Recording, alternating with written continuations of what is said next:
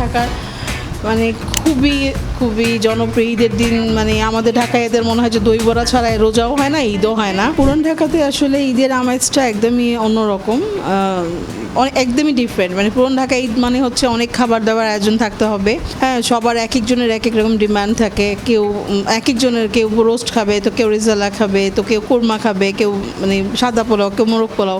মানে ডিমান্ডের কোনো অভাব নাই। তো ওই অনুযায়ী আমাদের অনেক কিছুর আয়োজন করতে হয়, ডেজার্টের অনেকগুলো আয়োজন করতে হয়।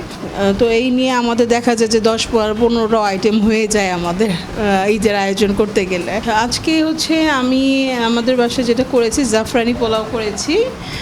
জাফরানি পোলাও এটা জাস্ট সিম্পল সাদা পোলাও অনেকে বলে, আমাদের ঢাকায় জাফরান দিয়ে করা, ঘি দিয়ে করা জাফরানি পোলাও করেছি। আর এখানে রূপচাঁদা করেছি।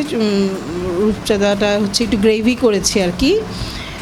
আর এখানে হচ্ছে গরুর মাংস আলু দিয়ে করা ঝাল, এটা হচ্ছে বিফ কাবাব, এটা ডরি ফিশ ফিলেট, এটা খাসির কোরমা অথবা রেজালা, এটা হচ্ছে মুরগির রেজালা, এটা রোস্ট, আর ওইটা হচ্ছে কালাভুনা, গরুর কালাভুনা।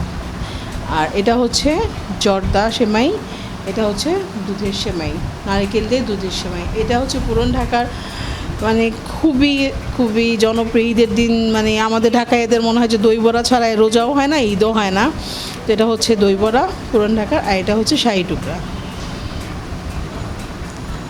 আর এটা হচ্ছে মালাই জর্দা। হ্যাঁ, এই মানে মালাই জর্দা। আর আরও আছে, যেমন আমি আইসক্রিমটা ফ্রিজে রাখা আছে, আইসক্রিমও মানে ঘরেই দেখা যায় যে এমনিতে কিনে খাই, কিন্তু আমরা ঢাকার মেয়েরা যখন একটু শখ করে আইসক্রিমটাও নিজেরাই ঘরে বানিয়ে ফেলি। পুরান ঢাকায় আমরা যারা অরিজিনাল ঢাকাইয়া, তো আমরা বেসিক্যালি যৌথ মানে পরিবার। হ্যাঁ, মানে দেখা গেলো এক একজন আলাদা আলাদা ফ্ল্যাটে থাকি অথবা আলাদা বাসায় থাকি, বাট ঈদ মানে হচ্ছে আমরা সবাই একসাথে। তো একসাথে করতে গেলে দেখা যায় কি অনেক মানুষ হয়ে যায়, তো 50 জন, 100 জন, 150 জন, এরকম 200 জন হয়ে যায়। তো ওই ক্ষেত্রে আসলে সবাই আসে, সবাই সবার বাসায় যায়। কারো বাসায় দুপুরে খাচ্ছে, কারো বাসায় বিকেলে খাচ্ছে, কারো বাসায় রাতে খাচ্ছে, কিন্তু আমরা যাই, সবাই যাই। চাচার বাসা, নানু বাসা, মামার বাসা, শ্বশুরবাড়ি তো আছেই।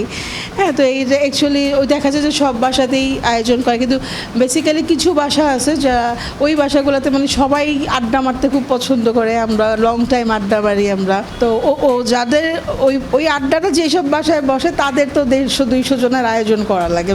মানে ঢাকার এটা আমাদের অ্যাকচুয়ালি এটা ঐতিহ্য আমাদের। এইটা তো মানে ঈদের যে একটা আমেজ, এটা তো আসলে রোজা আসা থেকেই আমাদের প্ল্যানিং শুরু হয়ে যায়, এক একজনের ডিমান্ড শুরু হয়ে যায়, ঈদে কী করবা, ঈদে মানে আমেজটা মানে প্রিপারেশন, মেন্টাল প্রিপারেশন কিন্তু রোজা আসার পরপরই শুরু হয়ে যায়। আর বেসিক্যালি ফিজিক্যাল প্রিপারেশন আমরা চাঁদ রাত থেকে মোটামুটি 29 রোজার সকাল থেকেই আমরা শুরু করে দিই, মানে প্রিপারেশন করাগুলো 29 রোজার সকাল থেকে, এবং সারা রাত কাজ করতে হয়। মানে যেহেতু অনেকগুলো আইটেম করতে হয়, তো এই জন্য আমাদের সারা রাত জেগে কাজ করতে হয়, রান্না করতে হয়। সকালবেলা সবাই আসে, এক কথায় হচ্ছে যে বিনা মানে পরিশ্রমটা গায়ে লাগে না। এটা সারা রাত যে কাজ করতে আমরা, তো গায়ে লাগে না। ঈদের আমেজে সব কিছু হ্যাঁ মিলেমিশে সবাই, ছোট বড় সবাই। মানে আমাদের ছেলেরাও খুব হেল্পফুল, ছেলেরাও দেখা যাচ্ছে মেয়েদের সংসারের কাজে টুকটাক কাজ করতেছে। মেয়েরা যদি কিচেন সামলাচ্ছে, তখন ছেলেরা বাচ্চা দেখতেছে অথবা ঘরের কোনো কিছু গুছিয়ে দিচ্ছে। আমাদের ঢাকার ঈদ মানে খুব মজা হয়।